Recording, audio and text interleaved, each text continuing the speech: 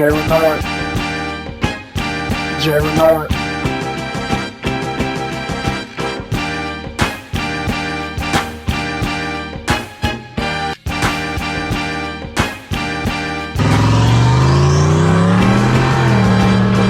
Yo, what's up my people, and welcome back to the Sn95 Power channel.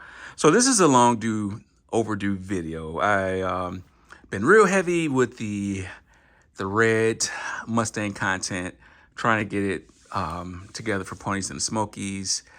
We've been doing a lot of paint work, wire tucking. I finished spraying the bumper over here. I got to take that back over to the other house after I finished the wire tuck. We have the 4-valve motor over here that's going to go in Project Kendra. And so I just feel like I need to give Project Kendra some love. Like, I don't want to just totally focus on the red car and not give you new Edge guys some content also. So what we got going on today is the convertible top. Now, full disclaimer, I've never owned a convertible before we picked up Project Kendra, let alone replacing the convertible top. Never done it. But thanks to the magic of YouTube University and CJ Pony Parts, I'm gonna basically follow his instructions step by step to replace this top. Also, I've got some more upgrades cosmetically to go with Project Kendra. I'm rocking the stock wheels right now just because it's winter out here. And I do like to drive this car. Kim still enjoys driving this car. So when there's not snow on the ground, we'll bring this car out.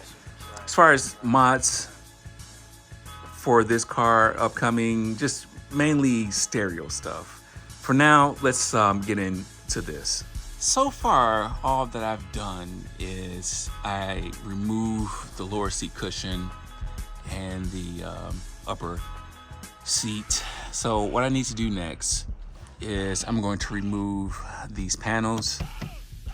Now, if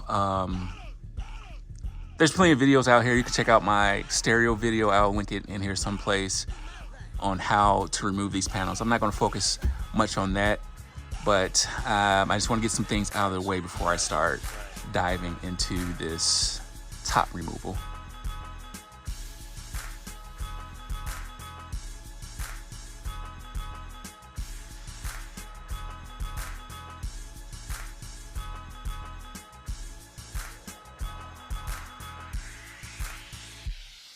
On the trash.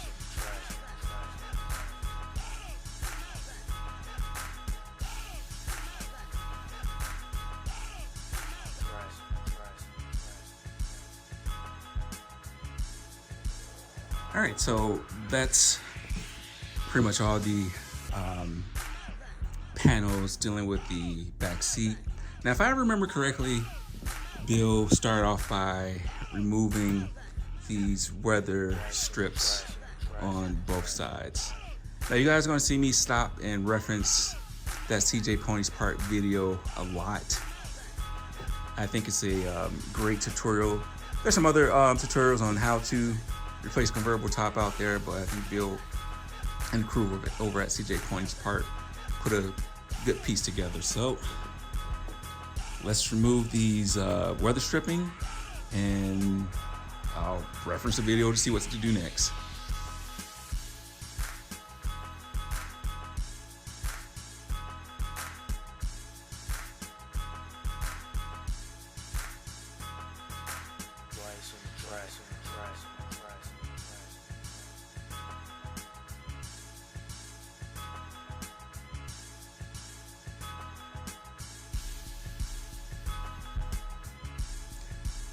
All right, for my car, this was a T15. I know in the video they had a T10, but I had to use a T15. Like, be careful with this thing. It's kind of flimsy on the ends. Now would be a good time to refinish this. If you have this off and it's rusted, go ahead and scuff it down and spray it. So next, I believe he goes to this channel and remove that. He removes the other side, and then he starts taking the staples out.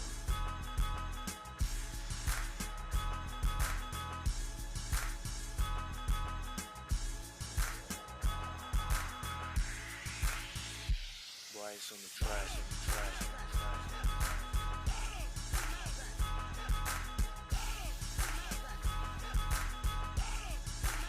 So they don't mention this in the video, but you have to remove that steel wire from the old convertible top. And all I did is I just cut it out. I couldn't think of any other way to do it.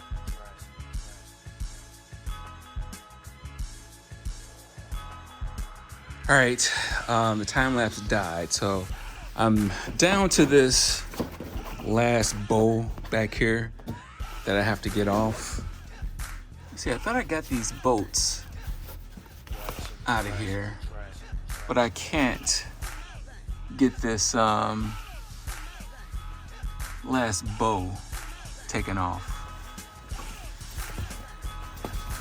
So I guess I could try to get this out of here. I think I gotta remove those bolts right there. All right, let me get back to watching the video and figure out how to get this last bow off. So come to find out, that last bolt does not get removed. This is part of the window piece. And so the only thing I have to do is remove the staples.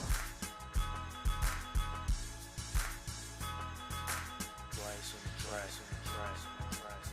the trash. So it was easy for me to make that cut in the back of the top just to get to that retaining plate to remove those bolts holding the back end of the convertible top.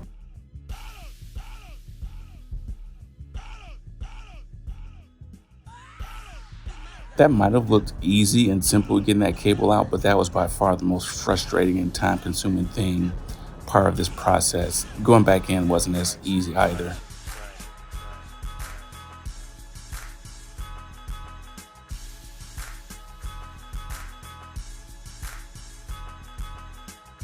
All right, so that was a battle. It's not hard. It's just a couple of little tedious things that will make you curse. This little spring right here that attaches to the convertible top